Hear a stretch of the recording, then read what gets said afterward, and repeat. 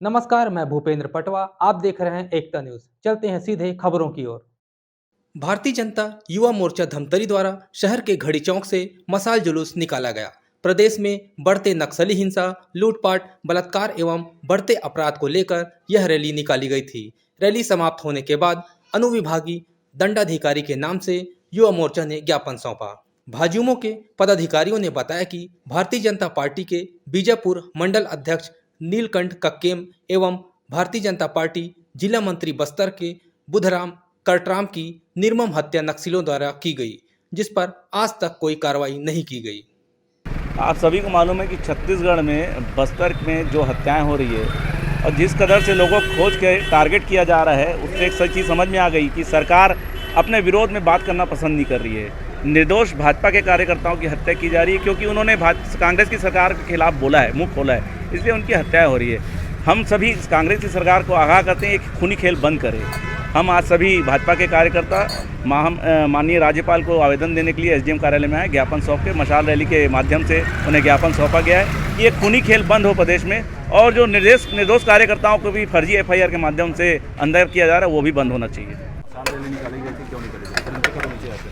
आज मशाल रैली छत्तीसगढ़ की जनता को जागृत करने के लिए निकाली गई है, क्योंकि छत्तीसगढ़ के अंदर जैसे जैसे चुनाव नज़दीक आते जा रहे हैं, कांग्रेस सरकार हार के डर से खूनी खेल खेलना शुरू कर दी है। और बस्तर जैसे जगह पे जहां पर पिछले 15 सालों की डॉक्टर रमन सिंह की सरकार में शांति व्यवस्था कायम हो गई थी, अमन चैन कायम हो गया था, शिक्षा स्वास्थ्य जैसी सुविधाएं आखिरी कोने तक के जहां पर कायम हो चुकी थी, वहां पर फिर से एक बार नक्सलवाद की जड़ों को फैलाने का कार्य छत्तीसगढ़ की सरकार कर रही है।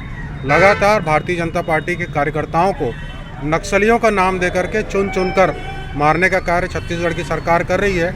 इसके विरोध में प्रदेश नेतृत्व के आह्वान पर सभी जिला मुख्यालयों में मशाल रैली का आयोजन युवा मोर्चा के द्वारा किया गया है। उसी तारतम्य में धमतरी में भी आज यह मशाल रैली आयोजित की गई। मशाल रैली का सीधा एक संदेश था कि जो बस्तर में या हमारे भारतीय जनता पार्टी के जो यशस्वी कार्यकर्ता है, हमारे लोकतंत्र की रक्षा करने वाले, राष्ट्र के प्रहरी लोगों की निर्मम हत्या की जा रही है, उसके बलिदान को हम व्यर्थ जाने नहीं देंगे। उनके बलिदान से जो चिंगारी निकली वो ज्वाला के रूप में, मशाल के रूप में, आज धमतरी की युवा साथी के रूप में, मशाल के रूप में आज आपके सामने को देखने को मिली। और इतिहास गवाह है, जब जब किसी क्रांति की शुरुआत होती है और मशाल का अगर निशान वहाँ होता है तो जरूर वो कुछ ना कुछ रंग लेके आता है। भूपेश बघेल जी की सरकार को खुली चुनौती है और उनसे आग्रहपूर्वक अभी तो निवेदन है कि छत्तीसगढ़ के नागरिकों की लॉ एंड ऑर्डर को कंट्रोल करते हुए उनके जीवन की सुरक्षा की चिंता करें। अगर वो चिंता नहीं करेंगे तो लोकतंत्र के प्रहरी अपने बलिदान को व्यर्थ जाने नहीं देंगे। और हमारे युवा साथी यहाँ से एक प्रतिज्ञा और प्रण लेके जा रहे हैं कि हमारे साथी जो बलिदान दिए हैं वो बलिदान को हम व्यर्थ जाने नहीं देंगे। इस मशाल की ज्वाला से इस सरकार को उखाड़ फेंकेंगे। देखिए, विगत कुछ दिनों से लगातार बस्तर में भारतीय जनता पार्टी के कार्यकर्ताओं को चुन कर मारा जा रहा है। और अगर आप देखेंगे, जब से कांग्रेस की सरकार आई है, चाहे वो हमारे भीमा मंडावी जी हों और चाहे उसके बाद लगातार चुन कर नक्सली टारगेट कर रहे हैं भारतीय जनता पार्टी के कार्यकर्ताओं को, क्योंकि भूपेश बघेल डरा हुआ है, उनकी सरकार डरी हुई है। और जब पिता से कोई काम नहीं होता तो जब पुत्र से कोई काम नहीं होता तो पिता के हाथ में वो काम सौंप दिया जाता है।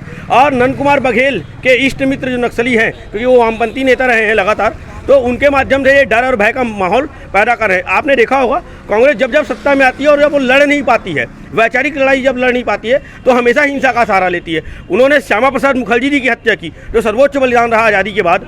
उन्होंने दीनदयाल उपाध्याय जी की हत्या की। उन्होंने बस्तर की आवाज़ को दबाने के लिए राजा साहब की हत्या की, राजा प्रवीण चंद्र भंदेव जी की हत्या की। उन्होंने हमारे सुखराम नागे जी की हत्या की। और लगातार कांग्रेस लाशों के ऊपर चढ़कर सत्ता में रहती है और सत्ता को काबिज करने का प्रयास करती है। लेकिन भारतीय जनता पार्टी का कार्यकर्ता तब भी नहीं डरा था, आज भी नहीं डरा है और आगे भी नहीं डरेगा। जब आप हिंसा से दबाने का प्रयास करेंगे तब आपको उत्तर मिलेगा। इस बुलेट का जो प्रति उत्तर है हम बैलेट से देंगे, हम अवश्य उनको बैलेट से हराएंगे। आज बस इतना ही। अगले बुलेटिन में फिर मिलेंगे, तब तक के लिए नमस्कार।